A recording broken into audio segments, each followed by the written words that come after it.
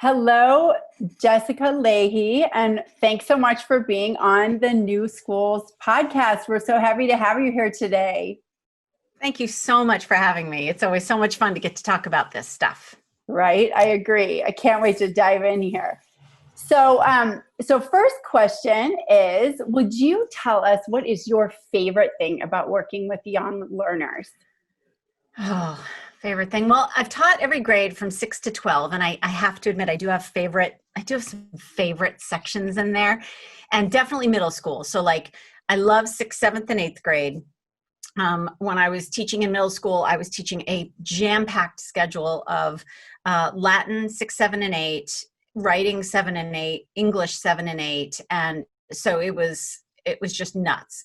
And so that was and Latin 7 and 8, and yeah, it was just crazy. It was so much time, and there's something really for me magical about 7th and 8th grade. And I think it has a lot to do with the fact that, and there's a reason that Gift to Failure came out of teaching middle school, I think, is that what it's really about is these kids who do not have the frontal lobes to handle all of the stuff we throw at them from middle school. And so, as a middle school teacher, our job is to be as flexible as possible, to watch these kids screw up over and over and over again and approach them when they're in that learning, ready moment, not necessarily when I'm ready, not necessarily when like the start, but they have to be ready to learn. And that to me is really freeing, because later on, and I've taught, like I said, through 12th grade, every grade from 6 to 12, the older they get, the stakes get higher. They're supposed to have their frontal lobe more online,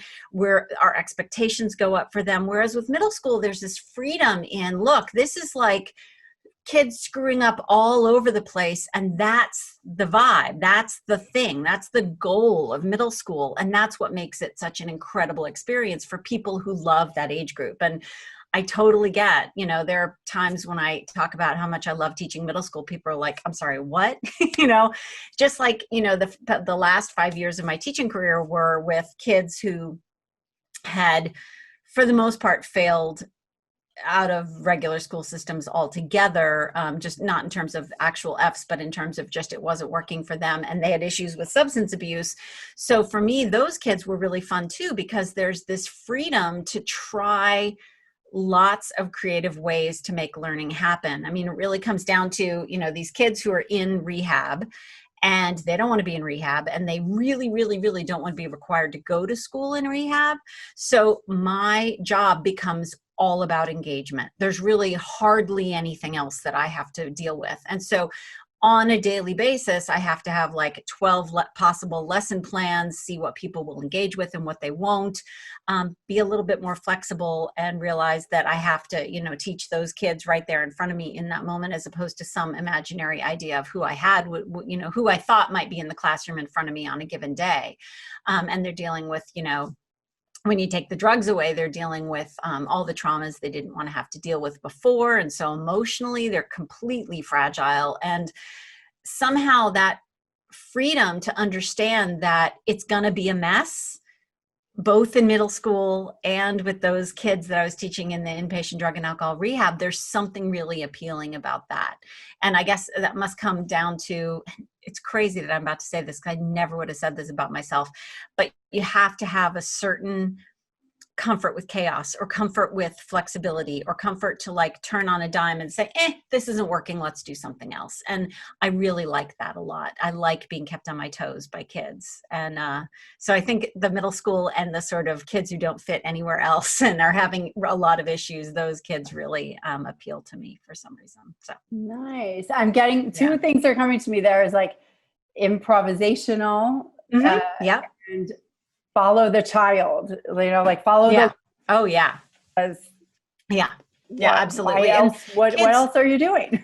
Right. And kids know when you don't see them, hear them, get them. They know when you're faking it. They know, that's one of the freeing things about it too, is that I'm subjected all the time to criticism about what I'm doing. And it may not come in the form of a kid saying, look, this lesson stinks and you need to come up with something else, but it'll come in the form of them turning and looking out the window, or them getting angry, or them, acting out in some way. And I love the challenge of what's going wrong here and how do I fix it, which is, I guess, one of the reasons I'm also a fan of trauma-informed teaching, because it all comes down to not how do you deal with the misbehavior in question, but why is that misbehavior happening, and how can I be creative in ways that try to get at the root cause, as opposed to just fixing the symptom of the root cause. So there's a lot of, I don't know, I love the problem solving involved and kid, there's nothing less complicated, I think, than teenagers. And so I think that's what makes it really fun for me.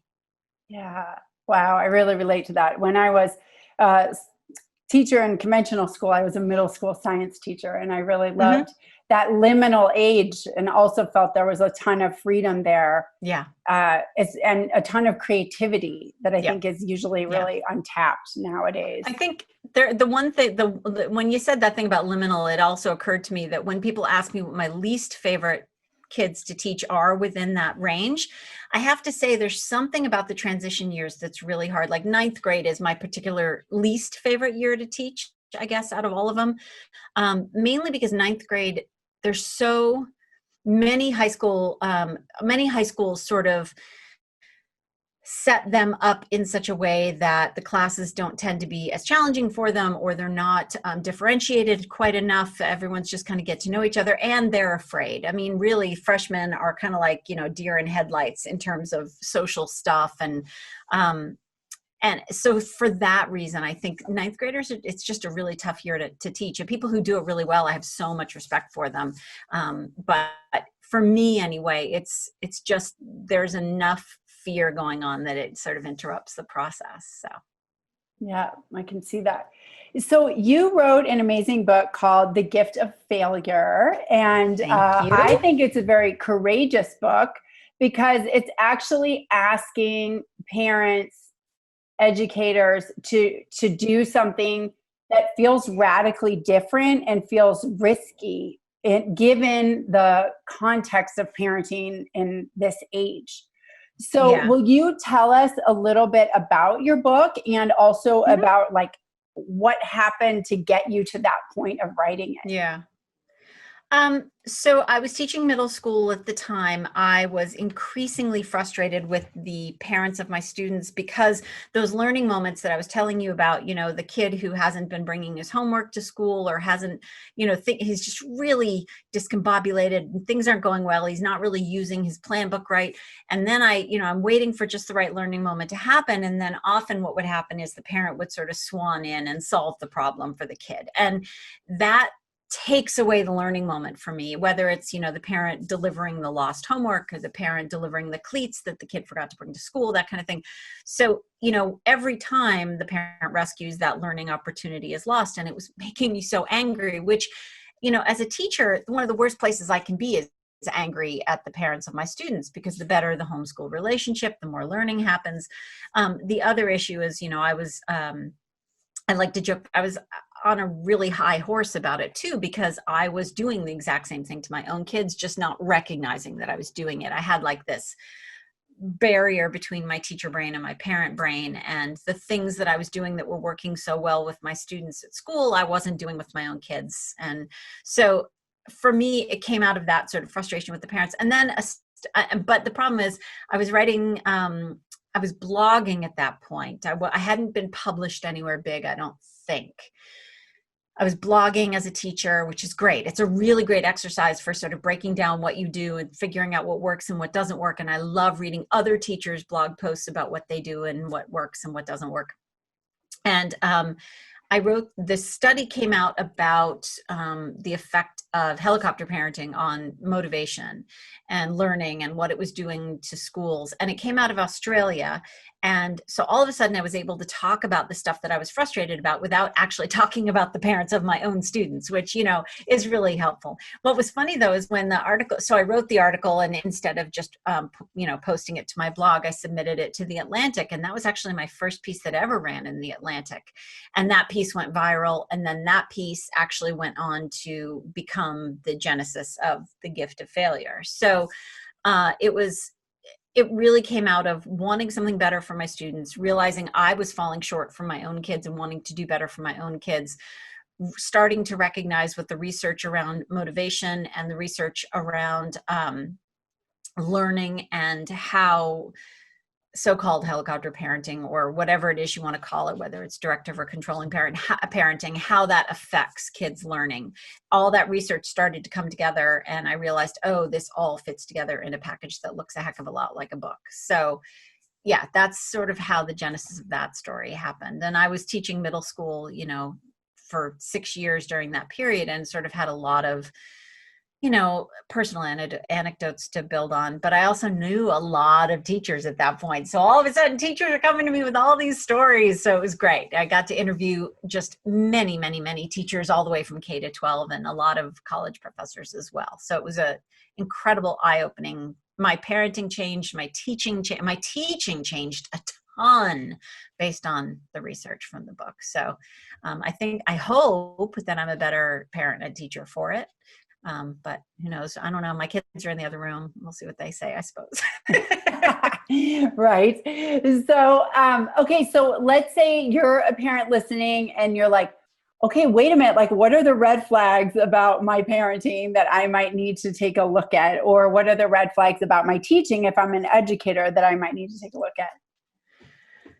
When parents ask me sort of what to keep an eye out for, I tell them to think about the best teachers they've ever had. How, if you are confused about something, or something's not working for you, or you're having a problem, and your kid is having issues with something, and they ask you for help, your automatic answer shouldn't be to give them the answer or to reteach the whole thing to them. Your automatic answer should be to support them in thinking through the problem and saying, well, especially if it comes down to homework, like, you're having trouble with number 6, but look, you did really well with number 4. So what is it you did with number 4 that you can apply to number 6? Those sort of, as a teacher, my job is often to stand there while they explain to me what they don't understand. And as they're explaining to me, they work it out in their own head, and they tell me to go away, that they got it on their own. And I think being a little bit more in sort of that kind of parent is a good place to start. But remembering that the words, so when you look at like helicopter parenting or so-called controlling parenting, the phrase that I like the best is directive, because it really explains what we're talking about, which is when you are the kind of parent or the kind of teacher or the kind of coach or the kind of mentor, whatever it is, where you're constantly feeding your kid the next step, the next direction, the next thing to do, and not sort of answering a lot of why questions, or reflecting back to them and asking them what they think the next step should be. If you're constantly giving your kids sort of those step-by-step directions, that's directive. And the problem is that when you do that, you don't give your kid the space to sort of get frustrated and sort of wrestle with those feelings of frustration and be a little bit comfortable with being frustrated and thinking, okay, well, I need to just take a breath. I need to step back. So kids who are really directed by teachers, parents, coaches, whatever, tend to have very low tolerance for frustration and tend to give up really easily, especially for tasks that are a little bit above their ability level. Whereas kids who have had what's called autonomy-supportive parenting, teaching, coaching, tend to have a little more comfort with frustration, tend to be the kind of kids who can sort of, take a breath, figure it out, and push through without having to sort of go to someone else for the answer. And the reason that's so important is that some of the most important teaching tools, some of the most powerful teaching tools I have, and that coaches have, and that parents have, as and teachers, is come down to this thing called desirable difficulties. And it's described beautifully in a book called Make It Stick out of Harvard University Press. And desirable difficulties sort of require kids to just stick their toe over their ability level a little bit. Just sort of think about, as a parent or as a teacher, giving kids tasks that are just a little bit above their ability level, just a little bit difficult for them to parse and figure out, instead of, here are all the steps to get to the answer. Here's the process. Here are some facts about it. And while you sort of figure out how all those pieces fit together. And what's cool about desirable difficulties is it helps kids learn more deeply in the short term and more durably over the long term. It bypasses short-term memory and goes straight to encoding into long-term memory. And so, that's what I need, is for kids to not just shove it into their short-term memory and regurgitate it to me later. I need kids who really have encoded the information and understand it and can manipulate it for new contexts. And that's what desirable difficulties achieve. And kids who have been highly directed are more likely to give up when faced with the desirable difficulty. So you can see how, the way we parent kids, hoping like or here's another term, snowplow parenting. If we snowplow everything out of the way and we make it easy for them and we sort of pave the way ahead of them, then they're going to be less primed to learn over the long term. So anytime I'm sort of tempted to, step in and fix something for my kids or do something for my kids, I think about the learning opportunity that's going to be lost. Do I want my kid to do it perfectly in this moment, or would I prefer that my kid can do it himself next time? And I try to always look for that next time. It's all about process over sort of the end product right now, and less thinking in that sort of emergency state that a lot of us find ourselves in as parents, like this homework has to be perfect and this soccer game has to go just right and this thing has to be just perfect. I'd rather have this thing not be perfect and have my kid be able to do it themselves next time, or understand how to do better next time. That's always my goal, is the next time. I hear you. It sounds like you're talking about, I heard another concept, anti-fragile. Yeah. Right. Yeah. And also it's like meta learning. So it's like, this is this homework. Right. Not that big of a deal, low stakes, right. But the learning how to learn to master yourself and your habits and your frustration and all that is like a gift that will give for the rest of your life, because Lord knows when you get older, there's a lot of that, right? Well, and as humans, we're terrible at metacognition, which is knowing what we do and don't know. And so anytime you give your kid an opportunity to figure out what they do and don't know, which is how, for example, in schools traditionally, the way we've assessed kids in schools is with, like the big test at the end of Unit 1, which is called a cumulative or summative assessment. And those are not great for learning. What is great for learning is frequent formative assessments. And formative assessments are so magic because not only does it form my teaching, because I can see what I messed up and what I did well and what people know and what they don't know, but it helps the kid exercise a little bit of metacognition as well, because they're on a constant basis having to reevaluate what they thought they knew and what they didn't know. And, oh my gosh, how am I going to, go back, and how am I going to talk to Mrs. Lahey and have her help me to, get me to a point where I understand it better. But that sort of meta, I think of meta stuff a lot when I'm teaching, because helping kids understand how they think and helping kids understand how their brain works is actually one of the more powerful things you can do to help them become better learners and thinkers, which is great, because I'm all about the how. I'm all about the but why does it work this way? And helping kids understand that is really great. That's so great. So when I was reading your book and you talk about kind of growing up in like we did kind of in the 70s and the 80s, the latchkey kid thing. And we would just get on our bikes and ride out, build a fort, go wherever. I mean, I remember riding on the back of a stranger's motorcycle in a bathing suit, no shoes and no helmet, down a major road when I was maybe 9. So that maybe not recommended, that maybe was very lucky that I came. Okay. But I'm just making the point that we had your childhoods and our parents were not judged for that. Whereas now, if I just let my son and my daughter go and run free and wild, other parents will be calling the police or talking to other people about me or something like that. So, how do, I want to go straight to this small tribe of parents that would like to have a more wild and happy childhood for our kids and free childhood. Sorry. How do we do that? I feel like we're risking belonging. We're risking judgment. We're risking a lot to be able to do that. I feel like we all need to kind of bond together and agree that we're just going to let kids be wild again. But unfortunately, I don't know a lot of parents around me that are going to be Yeah. willing to do this with me. And, you know, I have different challenges too, because I'm living in a different place that has a lot more security risk. But anyway, could you talk a little bit about that? Yeah. So one of the big comments I get, and actually one woman followed me out to my car once after a speaking engagement. She said, look, I'm totally on board, totally get this. And I need to give my kids more autonomy, help them feel more competent. But I can't be the first parent to do it, because if I'm the first parent to do it, then I look like the bad parent, right? The teacher's Right. going to think that I'm not on the ball. The other parents are going to think that I'm not doing my job, blah, blah, blah, blah, blah. I'm going to look terrible. And I totally get that. The other problem is there's this whole like, okay, well, kids need to go out and play with other kids and do the whole kick the can until the sun goes down thing. But right now is kind of a weird time to talk about this because of Also, COVID. yeah. But the reality is that I could send my kid out there every day, but the problem is that there aren't a lot of other kids out there doing that because they're all at violin class and soccer, traveling soccer league and all that stuff. So it's a wonderful, you know, my wish would be that, you know, we in our neighborhood, it was big kids against little kids, which I guess wasn't the most fair competition, and we did terrible things to the little kids now that it occurs to me. But you know, there was a lot of that sort of being out there and just sort of, you know, making up our own rules and doing, you know, I can put all sorts of labels to it. Like, you know, we're going to go out there and build a fort in the woods.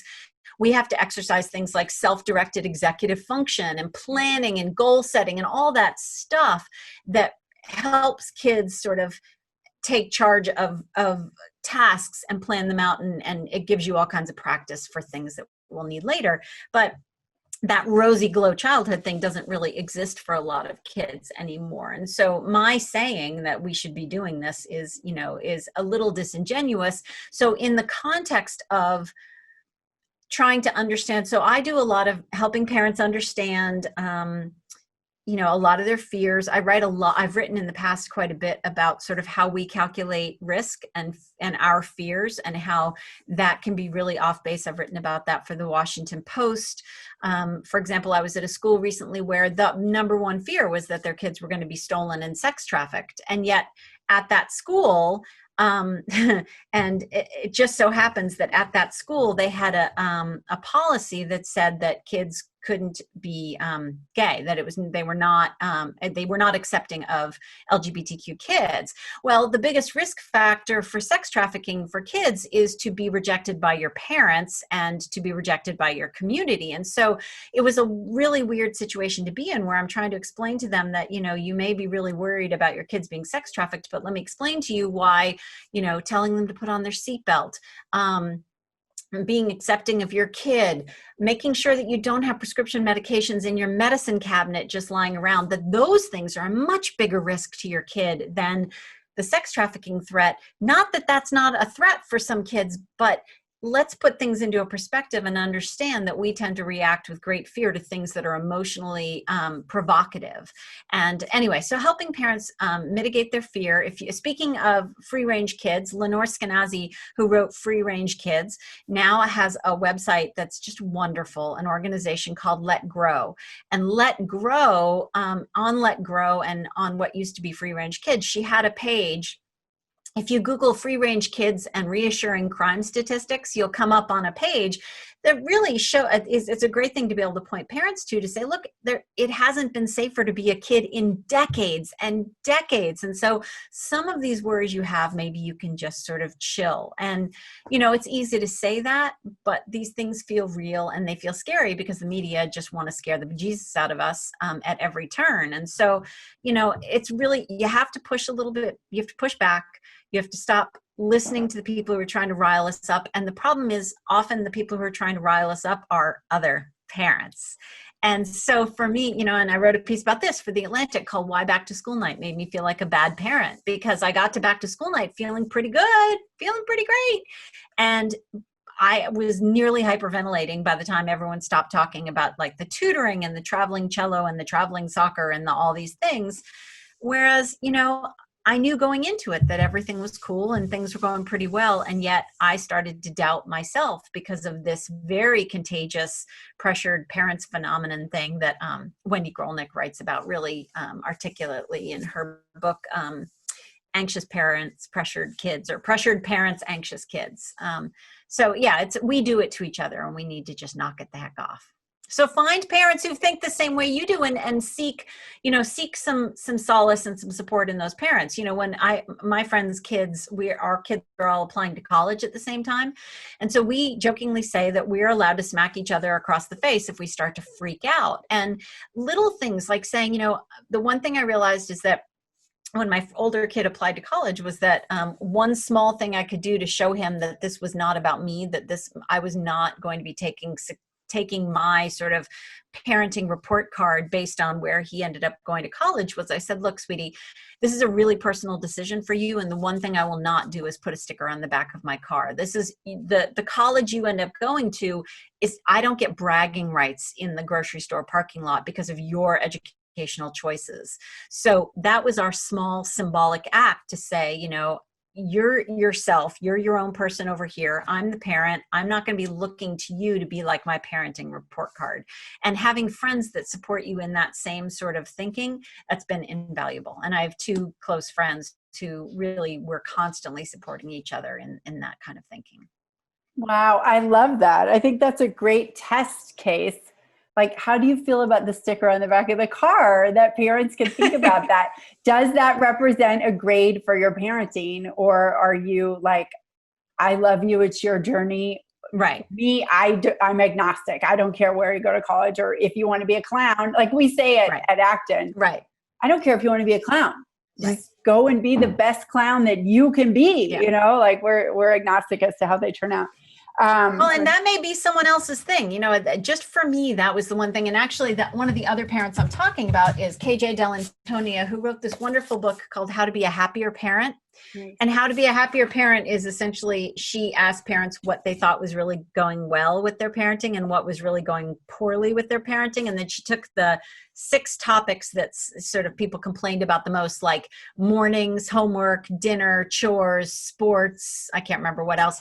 And then she went and looked at the research on not only talked to parents who thought they were doing those things well and learned from those parents, but also looked at the research on forming habits and how to get kids motivated and all that sort of stuff. So having KJ on my side has been great, because we can bounce stuff off of each other, and we constantly sort of turn each other's brains around when it comes to sort of, oh, I should have thought about it that way. Okay, I'm calm now. I'm good. We can move on. So that's great. So maybe we could dig mindfully into the parent, that exactly what you're talking about, like looking at where is this fear coming from? Like, what are we all so afraid of? Like, what's the boogeyman that we're all so afraid of as to why we can't let go and why we grab the glue gun and things like that? Like, right. What is that? Partially, I think it's just this perception that there are no get out of jail free cards, that everything matters. Like, it used to be that middle school was so great because the pressure wasn't on quite yet, and it could be a little more relaxed than high school. And that's not as much true anymore. Now middle school is all about, and that's even leaving out like places like New York City where, the right kindergarten, you have to do the right kindergarten to get the right blah, blah, blah. But it also depends on who you ask. I mean, there's a whole chapter in Gift of Failure about sort of how we got here. And a lot of it comes down to economics. This is one of the first, this past generation was the first generation that couldn't automatically expect their kids to do better than we did. You look at the college situation. I mean, again, it's a weird time right now to be talking about this, but for a lot of different reasons, the media loves to just go on and on about how your kid's never going to get into college. It's so competitive now. The places you and I went, our kids can never get in there anymore. It's impossible. That's not true. It's true for like the very, very top tier of colleges have gotten more selective, but there are 2,800 colleges, accredited colleges in universities in the United States, and almost, all but a tiny sliver at the top are still fully within the reach of most kids. there's the fact that we're having fewer kids. There's the fact that we're having kids older and after more education and more time in the workforce. And then we sort of are used to having a lot of short-term evaluations on our progress. And without that, we tend to look to our kids to be our short-term evaluation of our progress. So we're looking at their grades. We're looking at the number of goals they get. And we're like, okay, I'm doing great because my kid is successful.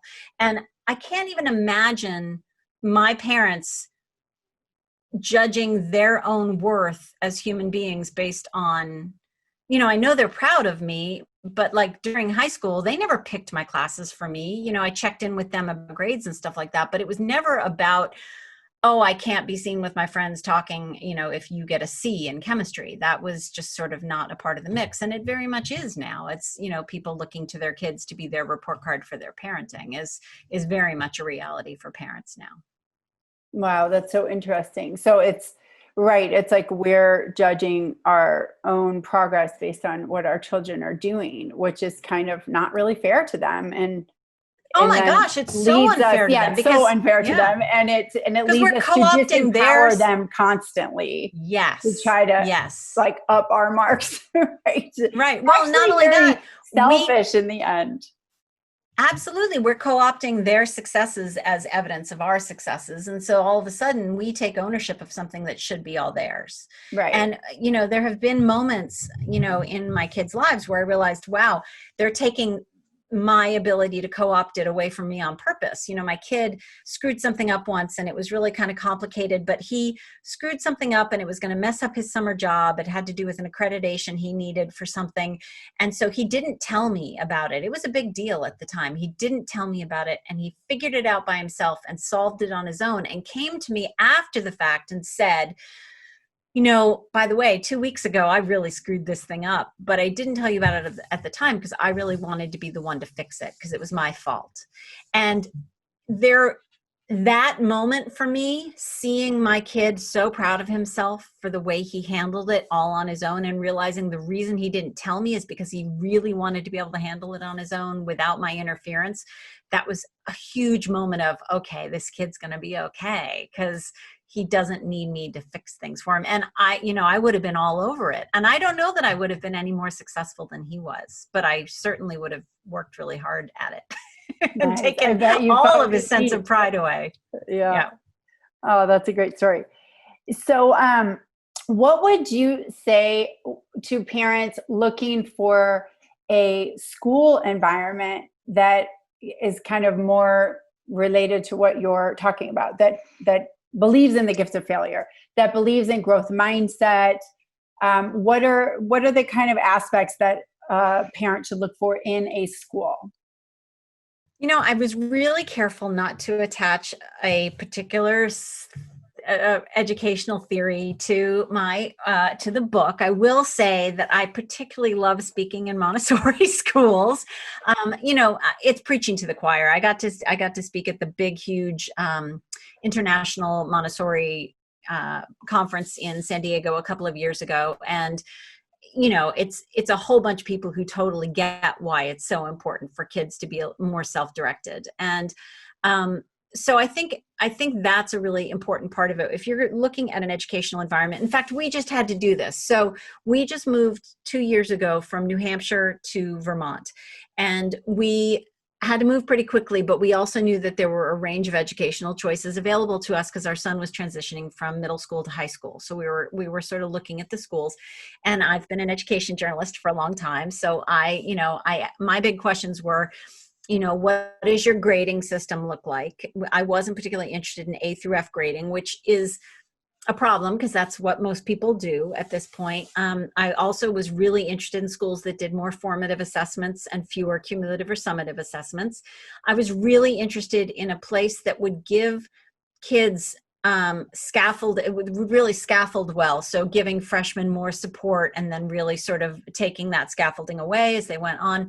And I was really fortunate to find the high school in our district. It's sort of a regional high school, wrote an entire book on standards-based grading and really believes in formative assessment and has they don't do A through F grading. They do a standards-based curriculum and a standards-based assessment instead. So I was very, very fortunate in that I was able to find that in a public school, which is unusual. But I'm really optimistic because things are moving in that direction. I spoke at the Association of Middle Level Education a couple of years ago, and the number of middle schools that are switching over from A through F grading to standards-based grading, which is, for those people who don't know, instead of getting a report card that gives like a C or a B in English or whatever, and as a teacher, I look at that and I'm like, great, I don't know what that kid does or doesn't know. Or for my own kid, I'm like, fantastic. I don't know. B, great. What do you know? What do you not know? Whereas a standards-based standards-based grading allows you to look at skills, actual skills that a kid is supposed to know in a given year, and say either some places do like a 1, 2, 3, like a 1 being yes, has mastery, and a 3 being no, doesn't have mastery. Some places it's a binary 1, 2 kind of thing, or yes, no. So that I can look at that and say, oh, my kid knows how to add two fractions with a common denominator, but doesn't know how to add two fractions with a different denominator. It's, actual skills. And so as a parent, that means if my kid needs help, I know exactly what my kid needs help with. And as a teacher, especially a teacher who's recently taught a lot of highly mobile kids, it allows me to know exactly where my students are, and I don't have to guess. I can know, oh, they know what nouns are, but they don't know what verbs are. Cool. I know exactly where to start. It's a really powerful thing that I'm really optimistic that that we'll be seeing more of.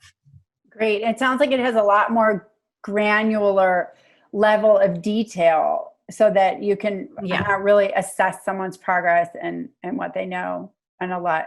And the nice thing is we're in a place where we have, in the US, we have this Common Core curriculum. You don't have to use it, but it's there. So it can be a real nice starting place to say, oh, okay, well, this is what the Common Core says a kid should know in, for example, 10th grade English, what elements of grammar they're supposed to know in 10th grade English. And, oh, we agree with that, but not really with that. So let's switch these things around. But at least we have a starting place to understand, what we should be teaching in a given year. Because if you think about a kid that moves around a lot, right? Military kids in foster care, kids in foster care move 3 to 4 times during high school alone and lose 6 months of educational progress during each move.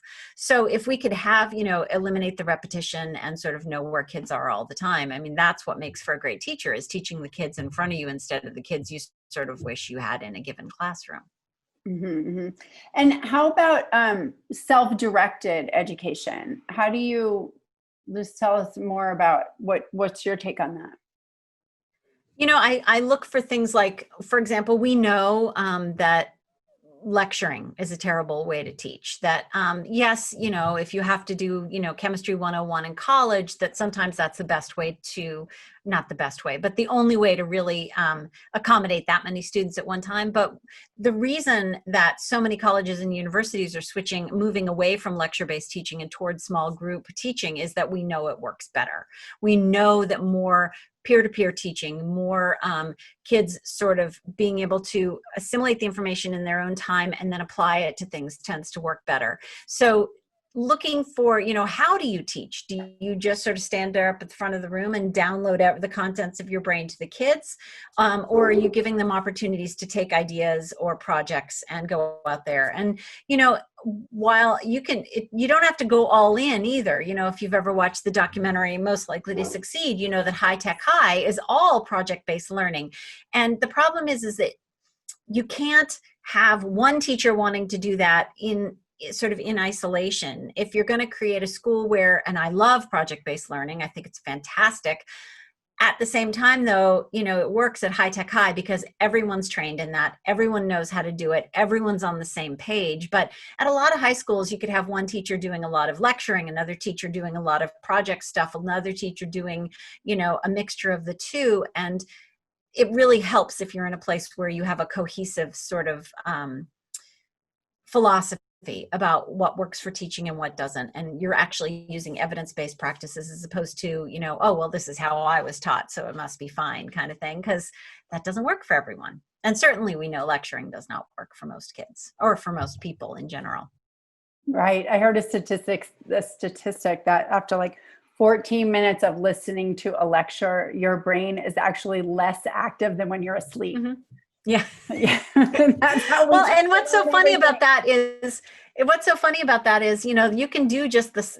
Let's say you do have to lecture. Well, have your kids, your audience just stand up for a second and just shift their weight from foot to foot. And it'll wake up certain parts of your brain that have fallen asleep during the process of. And then when it comes to engagement, you know, making sure that what you're teaching is relevant to the kids in some way, that they're emotionally attached to what they're learning, that they know that this learning is not something that's isolated to this classroom, that it actually has application out there in the world. They might be able to use that information to improve their world and make it a better place. There's all sorts of emotional engagement that has to happen, and there's various ways to get it. It's not just about interpersonal relationships, but engagement and relevance and all that sort of stuff. That's what the secret sauce of teaching. And so unfortunately, when you're looking for a school, it's hard to gauge individual, you know, you can't possibly look at every single teacher and make sure that every single teacher is giving your kid that. But, you know, good schools know, you know, you can ask the school, you know, are you teaching based on evidence-based practices, or are you just sort of, you know, hoping that the teacher remembers enough about how they, you know, learned when they were in middle school Latin class and sort of going from there? Or are these people who know their subject really well, or are these people who get professional development in, you know, on a regular basis and are really learning about learning in the brain? The most recent science on reading, I mean, there's a huge disconnect right now between the way we actually teach reading to kids and what works in helping kids learn to read. And there's been some really great stuff recently at oh goodness, where have they been writing about it? I'll have to send you a link. But there have been a couple of really great podcasts on and articles written about the science of reading and what really works and what doesn't. And it's a huge, very combative topic right now, especially if you go out there on Twitter and tweet something like, how do kids learn how to read? What's the best way to do it? It'll be like, and it'll blow up in your face, because education Twitter right now is arguing heartily about both sides of the, you know, phonics versus, you know, it's just, yeah. Yeah. Anyway. Versus coding. Great. Well, I'm going to check that out. Yeah. Please do share that resource with us, and we'll put it in the show notes. Yeah. So I want to touch a tiny bit on, I just have so many things I want to ask you, but number one, I want to ask you, what do you predict will be kind of, you know, what will be some major shifts that we will see post-COVID? Because I predict, or I think that, you know, students are learning in such a different way now, and they're kind of losing those old habits and assumptions because they're all doing something different right now, you know? And so then when we go back, I feel like educators, administrators, but especially students are going to be like, wait a minute, why are we doing it this way again? And there's going to be some big changes. It's very difficult to predict, but what do you kind of think about what's going to happen post-COVID in education? You know, one of the things that has been great has been kids getting more sleep. I think that, you know, I'm a huge advocate for sleep. It's sort of it's a big family priority at our house. And so, you know, I've written about sleep as well. I've written about, you know, the American Academy of Pediatrics recommendation that schools should start later, especially for adolescents, because of their sleep phase delay. So I think kids finally getting enough sleep is going to be, you know, a big, I hope, a driver for change, because and I'm hoping that people are doing research on it as well, although it's hard to tease out all the various elements that are happening in COVID. The other thing is, I think some kids have had more autonomy, at least in our house. Like, I don't know what's going on. It's happening on the computer. They're, you know, able to work when they want to work. For a little while there, my kid went basically nocturnal and was doing work at night and sleeping during the day and trying things out, seeing what worked and what didn't. He had more freedom to sort of figure out what worked well for him. The other thing that's been really interesting is, and I've been talking about a lot when I do talks to parents right now, is, as parents, you know, if we know our kids really well, if we know what our kids are interested in, if we know what our kids really like to do, and what makes learning relevant for them, we can apply those things to the learning that they're doing. So, for example, if if I know that my kid is just having a real block learning about fractions, but I know that my kid likes to cook, I can find ways to make fractions relevant in measuring ingredients for something. And that is so powerful, because relevance for kids, and having kids understand this isn't some abstract idea, this is about relevance, this is about, cooking, or, being able to make those pancakes or whatever, that's really powerful. And I think that having parents also see what stumps our kids and what doesn't stump our kids, that's been in our face. We've been unable to sort of ignore what's challenging for our kids and what's easy for our kids. I think that there's going to be, I hope anyway, that there's going to be a little more autonomy for kids in terms of when they work, how they work, in what order they work, do they work in groups, do they, that kind of thing. I think it's been hard for so many kids who have issues with, introverted kids have had a really hard time the way, because we can't feel and see the kids in front of us right now. It's been a lot harder for teachers to gauge engagement. Mm-hmm. And so they're saying, oh, well, if a kid has their video camera on, then they must, and are looking at the camera like this, they must be engaged. But that's not necessarily the case. And, forcing kids to turn on their cameras, someone brought up a great point to me the other day. Teachers have been talking a lot on Twitter, especially about how important it is for kids to turn their cameras on. And I totally get why, a lot of teachers are like, well, they have to turn them on. I have to know if they're paying attention. But there are lots of things to think about. Teachers are being invited into kids' homes. Yeah. So what if you, for example, have a Muslim family and the mom is at home and therefore not in her head covering, or the child doesn't have her head covering on, then you're asking an entire household to change the way they do things so that you can feel better about their kid maybe being engaged. So looking at how a kid is engaged and gauging relevance, not just relevance, but when a kid is actually participating, mm-hmm. That's always been a hard thing to do, but it's even harder right now because we get so little feedback in terms of, eye contact and all that kind of stuff. Right. Teachers are exhausted. Yeah. And the kids know it. It's stressing the kids out that their teachers are exhausted. Mm-hmm. Everyone feels it. And I'm really worried about teachers right now. I'm worried about kids, really worried about kids, but I'm also just frantic for their teachers. Yeah. And another aspect of COVID, which I would love to talk about with you, because of your book that's about to come out, right, about addiction, mm-hmm. is mm-hmm. that I know we're seeing where, before it was like screen time limits, right? Yeah. And that was already hard. That's out the window. And now, right. Yeah. So that's out the window. Right. So like kids are online constantly. And, I made a decision a couple months ago to like let it go. And I felt a tremendous sense of relief. And I also realized that my children were connecting with others all over the world in these amazing games that they were playing. And I decided to be grateful for it instead of afraid of it.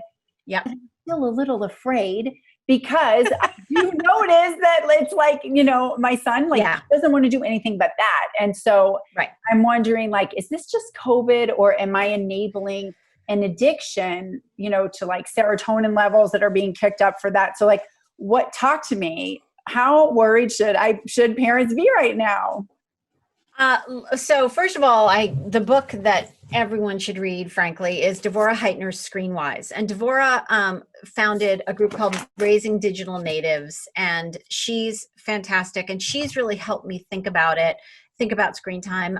Jordan Shapiro, who wrote a book called The New Childhood, he has sort of helped shape my thinking a little bit. There's screen time and then there's screen time. And right now, kids are getting their social needs met mostly through screen time. So understanding that if my kid is downstairs in the basement gaming, but he also has his friends on a phone call, or he's gaming with his friends, that's not just screen time, that's social time. And he's not getting it many other ways. So there's that. There's also the fact that because they're having to spend so much time with teachers and classmates and stuff like that on their computer, that's not screen time. And the other thing is that, for example, right now, my college kid is home when he normally wouldn't be because, he can't be on campus right now because his campus is closed for this January semester. When my kids are downstairs playing video games together, and one of them, my older one's 22, my younger one's 17, that's bonding time for them. And I'm not messing with that. So Yeah. is there a lot more screen time happening? Yes. Am I still holding them to other things like, here's how much exercise we all need to get every day, especially I live in Vermont, it gets really dark. There's the chance that we're just not going to go outside at all. So that has to happen. So I don't care what you're doing with the screen time as long as these other things are getting done. So if you can separate exercise, homework, that sort of stuff from screen time and not have those things be hand in hand or not holding one over the other. You can't play a game until you do this, sort of separating those things out. That can go a long way to, helping you understand that, right now we're in a bit of a difficult place. But I also, hope that parents understand, to give themselves a break. And because right now Yes, I'm worried about kids falling behind. I'm especially worried about poor kids falling behind. I'm really worried about kids who don't have internet access falling behind, but I'm more worried about their social emotional learning. So I'm going to prioritize giving parents and kids a break about the fact that they need that social emotional learning time. And if it's coming through screen time, that, to realize that that's as important right now, if not more important, that they get their academic work done. Okay, I hear you. Thank you. I think that's great tips for our audience. So let's just back up a little bit. You said not holding screen time over the other activity. Like I do, I'll be like, listen, after school, okay, but we need to do the exercise and then you can go on and do Minecraft or whatever. You're saying that's okay or not okay? Well, so why? I'm just out of curiosity, why do they have to why not ask them which order they'd prefer to do it? Are you worried that the work won't get done? The order's fine. It's like we agreed that because of it gets dark, because there's no, you know what I mean? Like, okay, we agreed that you would do we would exercise X amount. So is it okay that you don't? I mean, it's not like you don't get it, but it's like we negotiated that. Like screen time comes after the exercise time because otherwise it won't get done. So like, is that okay? And then I totally get that. The thing the thing that I think it's important for parents to remember is that, for everyone to remember, is that we have about 50 years of really, really quality research, and we have meta studies on it to show that extrinsic motivators like saying you can't have this until you have that, or I'm going to pay you for your grades, or you're grounded if you don't get a B or better, or I'm going to be logging on the portal constantly and watching, doing surveillance by watching what your grades are online, or, even grades themselves, which are, a grade in exchange for performance. All of those extrinsic motivators, they do not work to motivate kids over the long term. They actually undermine motivation over the long term. So the best way to think about this is the less we're sort of doing the carrot and stick, the better off our kids are going to be. And,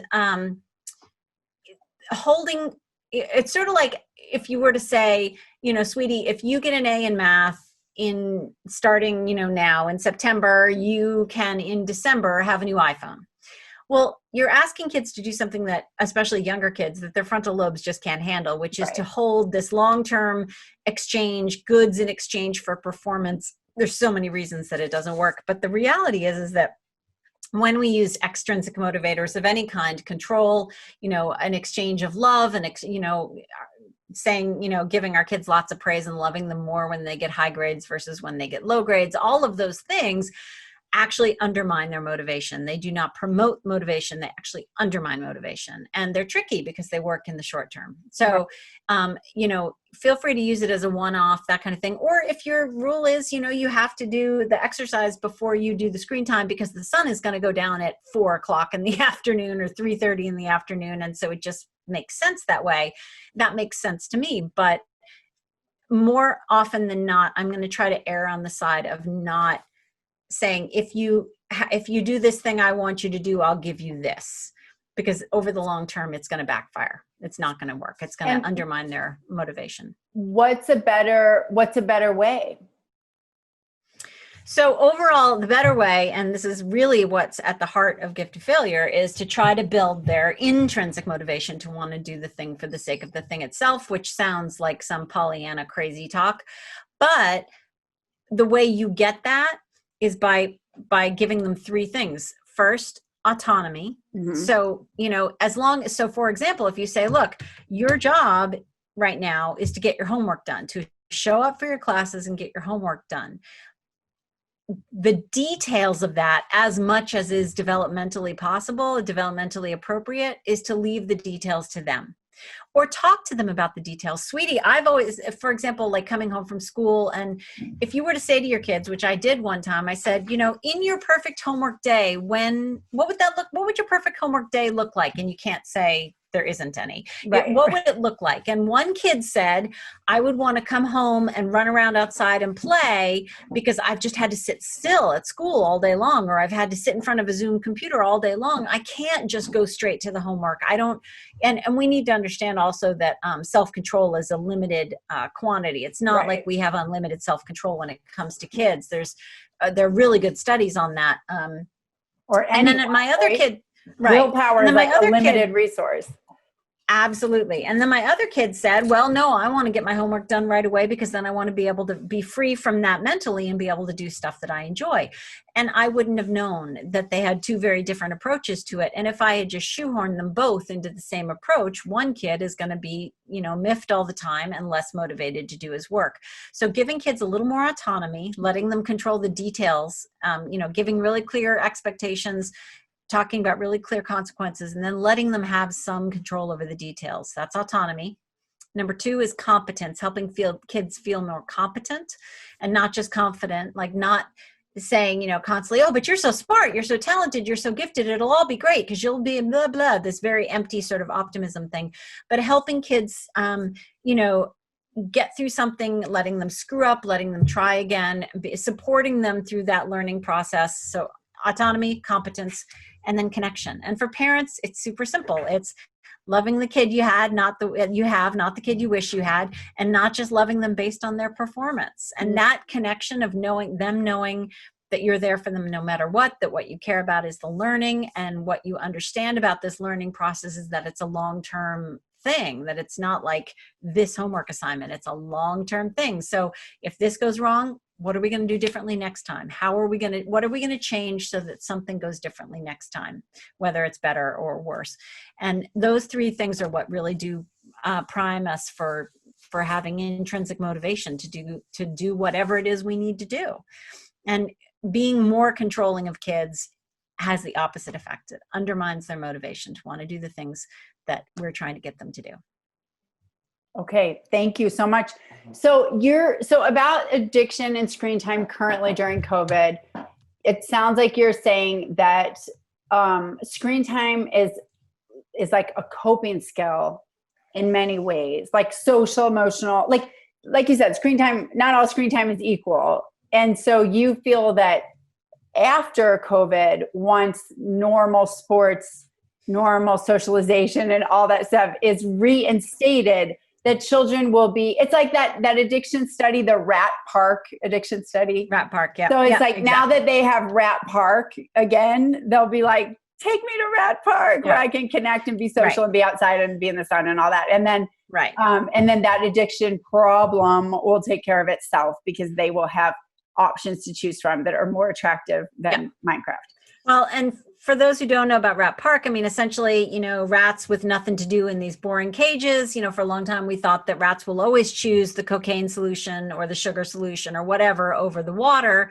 But then someone thought to do another study where they gave the rats lots of interesting, fun things to do and let them be social. And suddenly not as many of them were choosing the water or the sugar or the cocaine or whatever it was that their drug of choice was. And that's absolutely true. But I think also a lot of it comes down to control. Right now, kids feel incredibly helpless. And the amount of control they had before is even less now because they can't go see their friends. They can't go I have a 17-year-old kid who's just, starting to get into that age with like the whole dating, that can't happen. So, all of this control is being taken away from them. And so one of the things that will come back with time, hopefully, is a sense of control over their immediate environment. And so a lot of things I've let go during this COVID thing, like if my kids' rooms are messy, that is totally their business. I have no interest in what's going on in their room, because that is the one space in their lives they have control over. I'm giving them, the whole screen time thing has changed a little bit. There are still expectations in our house, and we still have consequences if you don't meet those expectations. But anywhere it's possible for me to give my kids a little more autonomy right now, I'm giving it to them, mainly because this lack of control is feeding this thing called learned helplessness, where as human beings, if we're faced with long-term pain or suffering, our default sort of instinct is to go into a ball and go helpless. But the way to short circuit that, the way to make that not happen, is to give control back to the subject. So giving control to kids will help them feel less out of control, if you know what if you sort of understand what I'm trying to get at. Yes. So one of the things that I'm hoping happens is that outside stuff will come back, sports will come back, all that sort of stuff. And parents will be able to let go of knowing where their kids are every single second of the day, and let them have some control and autonomy back in their lives. And hopefully some of that learned helplessness will take care of itself. I'm hoping. And the screen time, and, a lot of other things that people are doing to cope. And, alcohol consumption has gone up. It's hard to know exactly what's going on with kids right now. I think it's going to be interesting to see, like 2 years out, 3 years out, when we have the results of sort of looking back at what went on during this time. But, pre-COVID, we were in a great place. Drug and alcohol use among kids was way down, with the exception of vaping. So, alcohol use, all that stuff was really in a nice downward trajectory. But, COVID's really messing around with a lot of people's heads. And it's been a very difficult time. As a woman in recovery, it's been a very difficult time to stay sober and to find outlets that are not, out of a bottle or pills. So it's, I'm worried about the kids right now, but I'm hoping that when things get back to normal, that we'll reestablish some rhythms we had before this, and things will sort of head back in the right direction. I hope so too.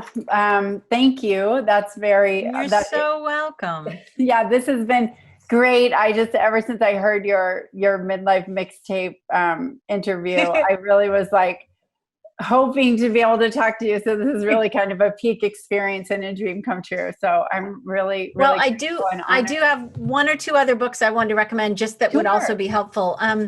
So I was talking about kids being self-driven. There's a book called The Self-Driven Child by Ned Johnson and Bill Stixrud. It really is about helping kids get things into their own sort of gear, moving forward on their own, instead of us being like, okay, do this, okay, do that. And being self-driven is really, really important for kids to learn how to do. And then for things that are going really bad at home right now, Catherine Reynolds Lewis, the good news about bad behavior. When kids screw up, sometimes there's a very good reason for it, and understanding where it's coming from and how to use that knowledge to improve parenting and our relationships is really great. For parents of younger kids who, and you want to help them sort of do more around the house and know how to do some of those adulting skills that they're going to have to know how to do, Catherine Newman wrote this wonderful book called How to Be a Person. And by the way, I just saw the version of it that's going to go out into this wonderful small Jewish press, and it's called How to Be a Mensch. But this one is How to Be a Person. And this book is so great because it's about things like how to vacuum, how to tie a necktie, how to write a letter, how to save money, all of these really practical things aimed at kids like 8 to 12. And then I do have to give a shout out, because my addiction book comes out on April 6th, but so does another book by one of my favorite people, Julie Lythcott-Hames, who wrote How to Raise an Adult. He has a new book coming out that is the sequel kind of to this, but for the kids, called Your Turn, How to Be an Adult. And it's going to be almost 500 pages, and it's going to have like essentially how to figure out who you are, what you want in the world, how to go out in the world and get it and have your voice be heard and be who you are and be an adult. I'm so excited to get my hands on that book, and it'll be out April 6th as well. So that's for older kids. This one's for younger kids. How to be an adult will be for, late teens, early 20s. This is for younger kids. Both really good resources for parents to sort of help their kid. It's a great time right now to say, look, why don't you go write some thank you notes to grandma and grandpa for your birthday present? Here's a book that'll tell you how to do it. Right. So yeah, I've been recommending that book all over the place. Thank you. Thank you. Have you read Unschooling Rules by Clark Aldrich? That's a great book. Yeah.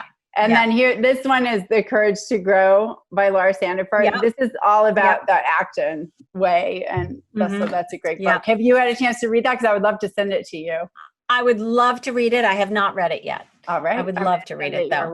Well, and if anyone's interested in any of the books that I mentioned before, I actually keep a bibliography. If you go to jessicalahey.com under speaking, there's a button that says download speaking bibliography. And it's a PDF that goes to all of these books, goes to a series of YouTube videos I made, frequently asked questions about the gift of failure, a bunch of things like YouTube educators that I love that help make learning relevant for kids, everyone from Vsauce to Emily Grassley's The Brain Scoop and Learning Every Day, Smarter Every Day, all kinds of resources like that. So jessicalahey.com, speaking, and there's a big button, download speaking bibliography.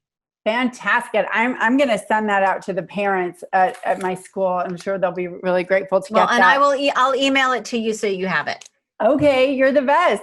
Have you seen, two things. I talked to Esther Wojcicki the other week, who wrote, How to Raise Successful People. And we were laughing because she said that there's a class at Berkeley now called Adulting 101 because kids come and they don't know how to do their laundry. So we were having a funny. Yeah, I was on a panel with her earlier this summer and we had such a good time. She's lovely. Yeah, she's lovely. She's great. Yeah. She's great. And there's a book called Middle School Matters by Phyllis Fagel, Fagell, and she so gets middle school kids. So if you're sort of having trouble right now, sort of understanding your middle school kid and what they're all about, Middle School Matters is a great book for that right now. Nice. That's awesome. I was going to tell you, there's a guy on YouTube or on Facebook I saw that he does that where he teaches kids on video how to tie a necktie, how to change a tire, like dad school, right? So yes, I've seen that too. Absolutely. So cute, so sweet. Absolutely. Such great resources. So, this has been absolutely wonderful. I'm sure our audience has learned so much. It will help them be more autonomy supportive parents and less directive, because it's so important for our learners. And just really appreciate talking to you. So if they want to find your stuff, it's jessicalahey.com is where they could go directly to find all your awesomeness.